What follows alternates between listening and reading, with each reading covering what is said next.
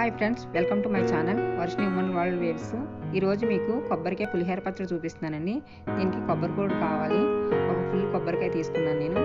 నిమ్మకాయ ఇంత చింతపండు, ఇవి జ్యూస్ తీసుకుని పక్కన పెట్టుకోవాలండి. ఇందులో ఇప్పుడు మనం 1/2 టీ స్పూన్ పసుపు కలపాలి. బాగా కలవాలి, మొత్తం పసుపు అంతా అంతగా పట్టేటట్టు కలపాలి.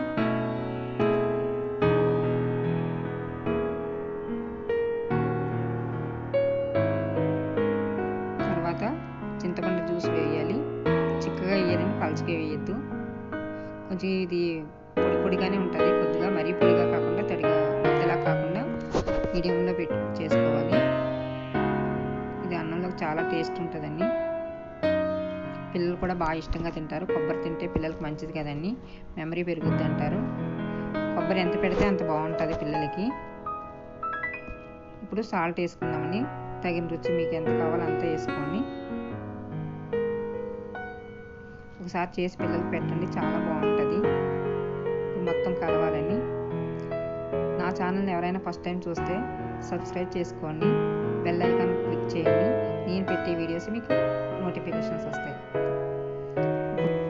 ఇప్పుడు స్టవ్ పై పాన్ పెట్టి ఆయిల్ వేయాలండి. ఆయిల్ వేసి పోపు పెట్టాలి.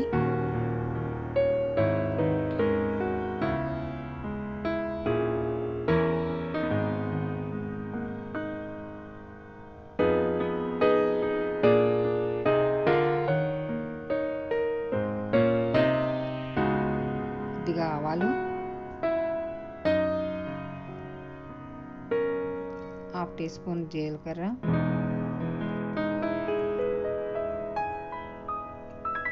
1/2 టీ స్పూన్ శనగపప్పు. నేను శనగపప్పు కొద్దిగానే తీసుకుంటున్నానండి. ఇక్కడ మినపప్పు ఎక్కువ వేసుకుంటాను. 1 టీ స్పూన్ మినపప్పు, పొట్టి మినపప్పు చెప్పాను కదండి, టేస్ట్ బాగుంటుంది. ఇందులో మినపప్పు ఎక్కువ ఉంటే పంటలో పడి క్రంచీగా బాగుంటుంది, టేస్ట్ బాగుంటుంది. వెల్లుల్లిపాయలు,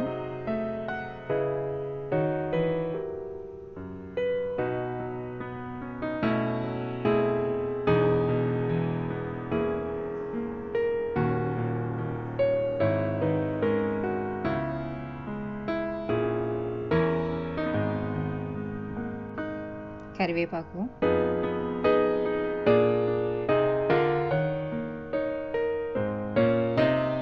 అయిపోయిందండి. ఇప్పుడు ఇందులో కొబ్బరి కూర వేద్దామండి. మనం కలిపి పెట్టాం కదా, చింతపండు ఉప్పు కలిపి పెట్టాం కదా, అది వేద్దాము. ఒక 5 మినిట్స్ ఫ్రై చేయాలండి.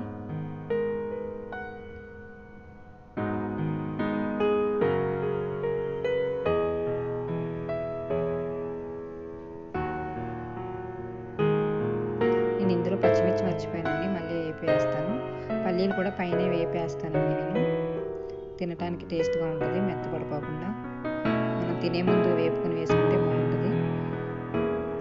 నేను ఇందాక మర్చిపోయాను పచ్చిమిర్చి వేయటం కూడా.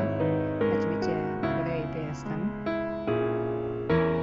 పల్లీలు అయితే మాత్రం అప్పటికప్పుడు వేసుకుంటే టేస్ట్ బాగుంటుంది, మెత్తపడదు, క్రంచీగా ఉంటాయి.